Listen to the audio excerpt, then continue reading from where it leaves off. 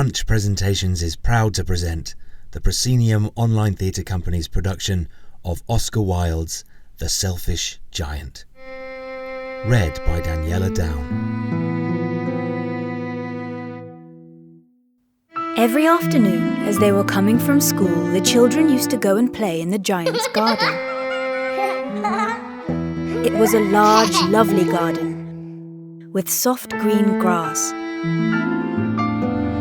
The birds sat on the trees and sang so sweetly that the children used to stop their games in order to listen to them. "How happy we are here," they cried to each other. One day the giant came back. He had been to visit his friend the Cornish ogre. When he arrived, he saw the children playing in the garden. "What are you doing here?" he cried in a very gruff voice, and the children ran away. "My own garden is my own garden," said the giant, "and I will allow nobody to play in it but myself." So he built a high wall all around it and put up a notice board. "Trespassers will be prosecuted." He was a very selfish giant. The poor children had now nowhere to play. They used to wander round the high wall when their lessons were over and talk about the beautiful garden inside. "How happy we were there," they said to each other. Then the spring came, and all over the country there were little blossoms and little birds. Only in the garden of the selfish giant it was still winter. The birds did not care to sing in it, as there were no children, and the trees forgot to blossom. The only people who were pleased were the snow and the frost. "Spring has forgotten this garden," they cried, "so we will live here all year round."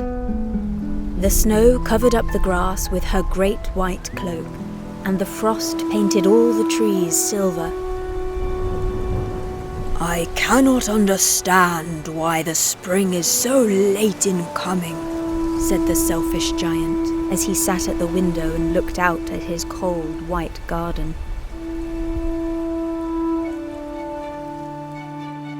One morning the giant was lying awake in bed when he heard some lovely music.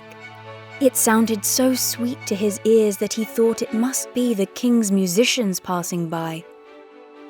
"I believe the spring has come at last," said the giant, and he jumped out of bed and looked out. Through a little hole in the wall, the children had crept in, and they were sitting in the branches of the trees. In every tree that he could see there was a little child, and the trees were so glad to have the children back again that they had covered themselves with blossoms. Only in one corner it was still winter. It was the farthest corner of the garden, and in it was standing a little boy. He was so small that he could not reach up to the branches of the tree, and he was wandering all around it, crying bitterly. The giant's heart melted as he looked out. "How selfish I have been," he said. "Now I know why the spring would not come here. I will put that poor little boy on top of the tree, and then I will knock down the wall, and my garden shall be the children's playground forever and ever." He was really very sorry for what he had done. So he crept downstairs and opened the front door quite softly and went out into the garden. But when the children saw him, they were so frightened that they all ran away, and the garden became winter again. Only the little boy did not run, for his eyes were so full of tears that he did not see the giant coming. And the giant stole up behind him and took him gently in his hand and put him up into the tree. And the tree broke at once into blossom, and the birds came and sang on it. And the little boy stretched out his 2 arms and flung them around the giant's neck and kissed him. And the other children, when they saw that the giant was not wicked any longer, came running back, and with them came the spring. "It is your garden now, little children," said the giant, and he took a great axe and knocked down the wall.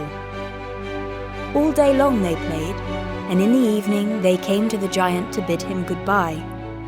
"But where is your little companion?" he said. "The boy I put into the tree." "We don't know," answered the children. "He has gone away." "You must tell him to be sure and come here tomorrow," said the giant. But the children said that they did not know where he lived and had never seen him before, and the giant felt very sad. Every afternoon, when the school was over, the children came and played with the giant, but the little boy whom the giant loved was never seen again. The giant was very kind to all the children, yet he longed for his first little friend and often spoke of him. "How I would like to see him," he used to say. Years went over, and the giant grew very old and feeble. He could not play about anymore, so he sat in a huge armchair and watched the children at their games and admired his garden. "I have many beautiful flowers," he said, "but the children are the most beautiful flowers of all." One winter morning he looked out of his window as he was dressing. In the farthest corner of the garden was a tree quite covered with lovely white blossoms. Its branches were all golden and silver fruit hung down from them, and underneath it stood the little boy that he had loved.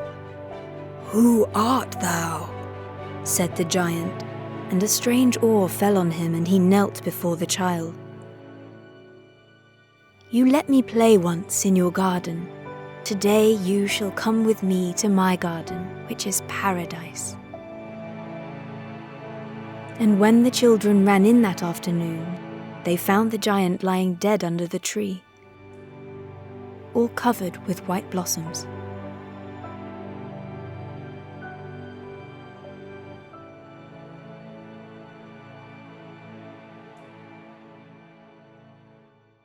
The Selfish Giant was brought to you by the Proscenium Online Theatre Company in association with Punch Presentations.